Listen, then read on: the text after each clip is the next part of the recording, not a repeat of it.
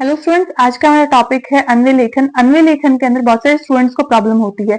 मैं आपको 5 basic steps बताती हूँ। इससे अगर आपको अन्वय भी आपका करेक्ट नहीं होता है, मतलब आपको पता नहीं चलता है कि ये करेक्ट अन्वय है, लिखा है कि नहीं लिखा है, बट अगर आप ये 5 स्टेप्स लिखेंगे तो आपके मार्क्स जो है वो almost lump sum about 5 to 6 marks आप 10 में से स्कोर कर सकते हैं। सी, सबसे पहले जो हमारा अन्वय होता है उसके अंदर आपको 5 चीजें इंपॉर्टेंटली लिखनी होती है। सबसे जो मेन पॉइंट है वो है हमारा पदविच्छेद। पदच्छेद के बाद में हमें लिखना होता है उसका विग्रह, वाक्य का विग्रह करेंगे, फिर हम लिखेंगे उसका अन्वय, फिर वाक्य का जो अर्थ है वो लिखेंगे, और शास्त्रार्थ मतलब कि हमें इससे क्या मोरल मिला है, क्या सीखने को मिला है, किसके बारे में ये है, वो सब लिखेंगे। नेक्स्ट हमारे पास जो आता है अन्वय के लिए, हम एक फॉर्मूला यूज करते हैं जिसमें हम कर्ता, कर्म और क्रियापद को हम रीअरेंज करके लिखते हैं। सबसे पहले हम कर्ता को लिखेंगे, फिर हम कर्म को लिखेंगे, उसके बाद हम क्रियापद को लिखेंगे। इसमें आपको क्या करना है कि आपने पद विच्छेद करना है। पद विच्छेद सबसे पहले हमने देखा था, तो पद विच्छेद क्या होता है कि जो जिससे हमें पद बनता है तो उसको अलग अलग करके लिखना है। पद किससे बनता है? शब्द बनता है। पद विच्छेद क्या होता है? जिससे पद बनता है, और पद किससे बनता है? शब्द से बनता है। जैसे हमने एक एग्जाम्पल लिया सीता गीता। सीता गीता एक पद है, अब हमें इसका पद विच्छेद करना है, so Sita and Gita. Okay, next हमारे पास आता है विग्रह। विग्रह के अंदर आपको क्या आता है कि इसकी ग्रामर जो है वो आपको लिखनी होती है। मतलब आप कोई भी संधि लिखेंगे, समास लिखेंगे, इसमें आप मेंशन करेंगे कि कौन सी संधि है, स्वर, व्यंजन, व्हाटएवर द संधि एंड समास कौन सा है। ओके, नेक्स्ट हमारे पास आता है अन्वय लेखन। अन्वय को हम श्लोक को गद्यात्मक रूप में लिखना होता है, मतलब कि उसको रीअरेंज करना है। सबसे पहले हम स्टार्ट करेंगे कर्ता के साथ में, कर्म लिखेंगे मिड में, और एंड कर देंगे हम क्रिया के साथ में। नेक्स्ट हमारे पास आता है वाक्यार्थ। वाक्यार्थ मतलब उसका हिंदी अनुवाद, उसका क्या अर्थ है उस श्लोक का।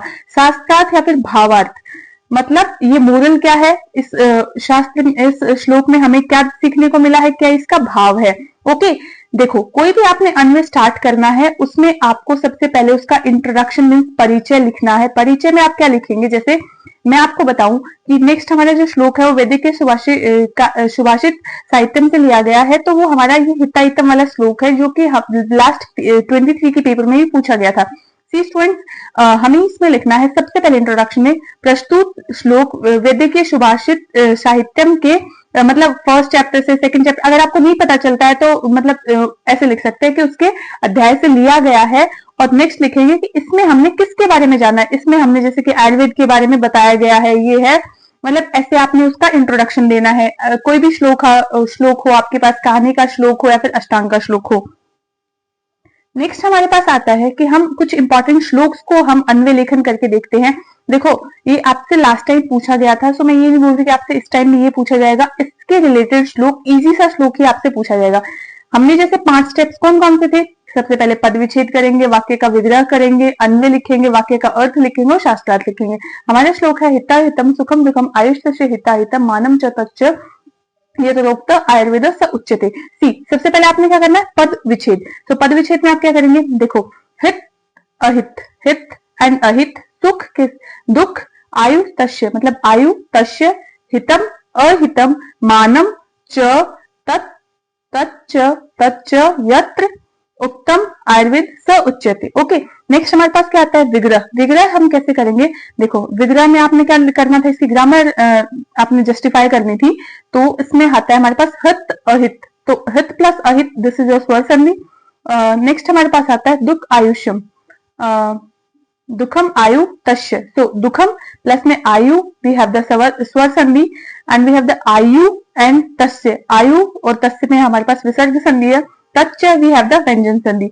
नेक्स्ट हमने क्या करना है कि अन्वय लेखन करना है। अन्वय में अपन क्या लिखेंगे कि जो इसका कर्ता है, सबसे पहले हम क्या लिखेंगे, कर्ता को, मतलब आयुर्वेद इसका कर्ता है, मतलब इसमें यह बताया गया कि आयुर्वेद किसे कहते हैं। सो यत्र, यत्र शब्द यहाँ पे आयुर्वेद के लिए प्रयोग किया गया है। यत्र हितम अहितम सुखम आयुष, सुखम दुखम आयु तस्य हितम अहितम तच्च च तत् मानम च उत्तम स आयुर्वेद उच्यते, मतलब कि अब आपने क्या करना है कि जो जो शब्द का आपको मीनिंग आता है उसके अंदर वो मीनिंग लिखो आप। जैसे उच्यते मतलब कि कहा गया है, उत्तम मतलब वर्णन है, तस्य उसके, यत्र मतलब यहाँ। ओके, आपने स्टार्ट किया आयुर्वेद के साथ में, मतलब कि कर्ता के साथ में, और उच्यते कहते हैं पे आपने खत्म कर दिया वाक्य को, और बीच में आपने कर्म का प्रयोग किया। देखो वाक्यार्थ मतलब क्या है कि इसका हिंदी मीनिंग का है, जहां आयुर्वेद के जहां आयु के हित अहित सुख दुख के प्रकार एवं उसके हितकर अहितकर क्या होता है, आयु का मान का वर्णन किया गया, उसे हम क्या कहते हैं, आयुर्वेद कहते हैं। इसका शास्त्रार्थ मतलब आपने क्या सीखा इसके अंदर, आयुर्वेद की परिभाषा है, आयु के प्रकार कितने होते हैं, हितकर आयु क्या होती है, अहितकर आयु क्या होती है, आयु का मान क्या है। ओके, नेक्स्ट हमारे पास आता है, ये श्लोक शायद से आपसे इस बार एग्जाम में पूछा जाए। हमारे पास आता है काय वाक बुद्धि विषय मलासम उपस्थिता चिकित्सा लक्षण अध्यात्म शास्त्रीय तेषाम विशुद्धते, मतलब कि अपने आपने क्या करना है, इसका पद विच्छेद करना है। अब हम इसका पद विच्छेद कैसे करेंगे, देखो काय वाक बुद्धि विषया य मला सम उपस्थिता चिकित्सा, देन वी हैव द लक्षण अध्यात्म शास्त्र तेषाम विशुद्धते। ओके, सो नेक्स्ट हमारे पास क्या आता है, इससे पहले आपने परिचय लिखना है, जो कि मैंने आपको सबसे पहले वीडियो स्टार्ट करते ही बताया था। सबसे पहले परिचय लिखेंगे, उसके बाद में अपने परिच्छेद करना है, फिर आप विग्रह करेंगे, मतलब इसकी ग्रामर। शास्त्रीय प्लस में तेषाम विसर्ग संधि, मला प्लस समुपस्थिता विसर्ग संधि, लक्षण प्लस में अध्यात्म स्वर संधि। देखो इसमें अगर आपको अन्य भी नहीं आएगा ना कोई वाक्य का, लेकिन आपको ये चीजें तो आती है, बेसिक ग्रामर आपने पेपर 1 अच्छे से स्कोर किया है, तो ये चीजें लिखने से भी एग्जामिनर को पता चलेगा कि हाँ बच्चे ने ट्राई किया है। सो आपको ऐसा नहीं होगा कि आपका कोई क्वेश्चन लीव होगा लेकिन आपका स्कोरिंग काफी अच्छा होगा। अन्य के अंदर मतलब कि ये सब, जैसे ये काय वाक बुद्धि विषया मला समुपस्थिता तेषाम चिकित्सा लक्षणम अध्यात्म शास्त्र विशुद्धते। अब देखो आप इसका हिंदी मीनिंग करके देखो, वाक का मतलब क्या होता है, वांग, काय मतलब शरीर, समुपस्थिता मतलब कि उपस्थित होते हैं, मतलब पास में उपस्थित होते हैं। वाक्यार्थ में आप देखो जैसे कि यह काय वाक बुद्धि विषय, मतलब कि शरीर भाषा और बुद्धि, शरीर भाषा और बुद्धि के विषय में जो दोष उत्पन्न होता है, मला सम उपस्थिता, उसकी उनकी शुद्धि कर्म, मतलब जो उनकी शुद्धि होती है वो कैसे होती है, चिकित्सा से, शास्त्र से। शरीर की चिकित्सा हम क्या करेंगे, शरीर के जो हमारे दोष दूर करने चिकित्सा से करेंगे, शास्त्र मतलब भाषा का जो ज्ञान करेंगे शास्त्रों के थ्रू, और बुद्धि हमारे पास व्याकरण शास्त्र और अध्यात्म शास्त्र से होती है। ओके, सो ये श्लोक काफी इंपॉर्टेंट है, शायद इस बार एग्जाम में पूछी जाए। और शास्त्रार्थ क्या था, हमने काय वाणी बुद्धि दोष की चिकित्सा व्याकरण अध्यात्म के शास्त्र के अनुसार जाना। अब हमारे पास आता है अष्टांग संग्रह का जो इंपॉर्टेंस है, वो काफी इंपॉर्टेंट है। ये श्लोक भी आपसे एग्जाम में पूछा जा सकता है। मैंने इंपॉर्टेंटली 5 श्लोक वही समझाने आपने जो आपके एग्जाम में पूछे जाएंगे। अष्टांग संग्रह ज्ञातव्य था प्राप्त तंत्र क्षमा, अष्टांग संग्रह अज्ञातव्य था प्राप्त तंत्र क्षमा, मतलब कि इसके अंदर क्या है कि सबसे पहले हम क्या करेंगे, इसका परिचय लिखेंगे जो हमने पहले ही जान लिया है। अब हम क्या करेंगे, इसका पद विग्रह करेंगे। कैसे, अष्टांग संग्रह ज्ञाते मतलब कि व्यथा प्राप्त तंत्र क्षमा, अष्टांग संग्रह अज्ञाते। काफी इजी है इसका पद विच्छेद करना, क्योंकि काफी इजीली सिंप्लीफाइड फॉर्म में ऑलरेडी लिखा हुआ है। अब हम इसका क्या करेंगे, अन्वय लेखन करेंगे। आप इसमें वो जो हमारा वो व्याकरण वाला पोर्शन है वो भी लिख सकते हैं, अन्वय भी लिखेंगे अभी हम। तो अष्टांग संग्रह ज्ञाते प्राप्त तंत्र क्षमा व्यथा, अष्टांग संग्रह अज्ञाते प्राप्त तंत्र क्षमा व्यथा। मीन्स हमने अष्टांग मतलब कर्ता हमारा ये है, तो कर्ता से हमने स्टार्ट किया और क्रिया पे हमने इसमें एंड कर दिया। सो व्यथा का मतलब क्या होता है कि बेकार, ज्ञाते मतलब जानने वाला, जो ज्ञाता होता है, श्रम मतलब परिश्रम, और प्राप्त तंत्र मतलब पहले से, जो पहले से तंत्र को। देखो इसका जो हमने व्याकरण देखते हैं, फिर मैं इसका आपको व्याकरण समझाती हूँ। व्याकरण में प्राक प्लस में तंत्र हमारे पास व्यंजन संधि है, अष्टांग संग्रह के प्लस में अज्ञाते हमारे पास स्वर संधि है। ओके, नेक्स्ट हमारे पास इसका जो इसका मीनिंग है वो है अष्टांग संग्रह जानने के बाद पहले के तंत्र का जानने का शर्म व्यर्थ, मतलब आपने अष्टांग संग्रह जाना और उससे पहले भी आपने कोई तंत्र जाने थे, तो उन तंत्रों का आपने कोई महत्वपूर्ण नहीं है लाइफ में जब आपने अष्टांग संग्रह को जान दिया। और अष्टांग संग्रह नहीं जानने से पहले अगर आपने तंत्रों का ज्ञान था तो वो भी व्यर्थ है। तो बेसिकली क्या है, इसका जो मीनिंग है कि आपने अष्टांग संग्रह का ज्ञान करना है। शास्त्र क्या होता है, अष्टांग संग्रह का महत्व, उसका काल का महत्व और उसके पहले के ग्रंथों का ज्ञान। ओके, नेक्स्ट हमारे पास जो आता है, ये भी काफी इंपॉर्टेंट श्लोक है।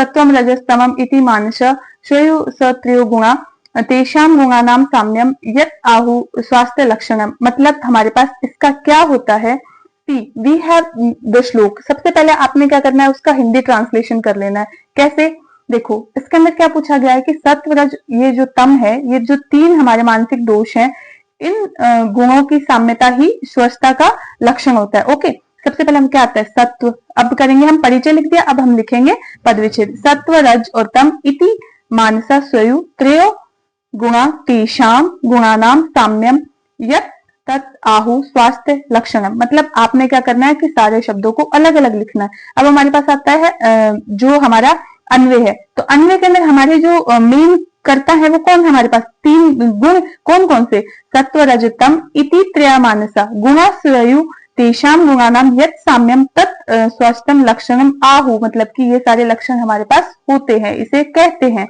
नेक्स्ट हमारे पास आता है इसका शब्दार्थ। देखो स्वयं मतलब कि एक दूसरे से जुड़े हुए हैं, को रिलेटेड है, इंटरलिंक्ड है। यत मतलब वह, आहु कहते हैं, तत् मतलब वह। ओके, विग्रह किया हमने रज प्लस में तम विसर्ग संधि लगा दी, तत् प्लस में आहु हमने व्यंजन संधि का यूज किया। नेक्स्ट हमारे पास आता है वाक्यार्थ। वाक्यार्थ के अंदर मतलब इसका जो मीनिंग है, देखो सत्व रजतम ये तीनों मानसिक गुण है और इन गुणों की साम्यता ही स्वास्थ्य का लक्षण है, ये हमने पहले ही जान लिया। अब हमारे पास क्या आता है इसका शास्त्रार्थ। मतलब कि हमने इसमें क्या क्या देखा, गुणों का ज्ञान किया, जो मानसिक गुण है उसका, मानसिक गुण सत्व, मानसिक दोष क्या होता है, रज और तम। नेक्स्ट हमारे पास आता है काफी इंपॉर्टेंट श्लोक है, क्या पता इस पर ये भी पूछा जा सकता है। देखो सम दोषम अग्निशम धातु मल क्रिया प्रश्न आत्म इंद्रिय मना स्वस्थ इति अभिधीयते। स्वस्थ की परिभाषा है हमारे पास, तो सबने परिचय लिखा, परिचय के बाद में हमने क्या करना है, पद विच्छेद करना है।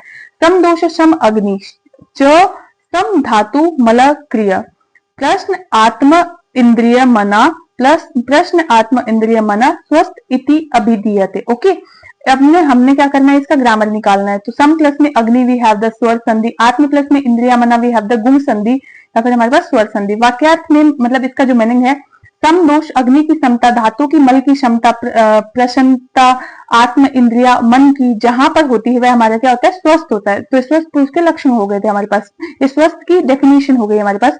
वी हैव द शास्त्रार्थ। शास्त्रार्थ में क्या जाना कि मतलब कि स्वस्थ कौन रहता है, जो कि बैलेंस्ड होता है। क्या क्या बैलेंस होता है उसके शरीर में, शारीरिक और मानसिक दोष होते हैं। शारीरिक दोष मतलब कि हमारे पास जो होता है वात पित्त का बैलेंस है, सब धातुएं, 7 धातुएं बैलेंस है, 13 अग्नि उसकी बैलेंस है और 3 मल भी उसके अंदर बैलेंस्ड। ओके, तो इस वीडियो में हमने कंप्लीट अन्वय लेखन का बेसिक देखा। क्या पता आपके लिए इसमें से कोई भी इंपॉर्टेंट श्लोक हो, तो पेपर से पहले वीडियो जरूर देख के जाए। और आई होप आपको वीडियो पसंद आई होगी। पसंद आई हो तो please like share and subscribe मेरे YouTube channel. Thank you for watching.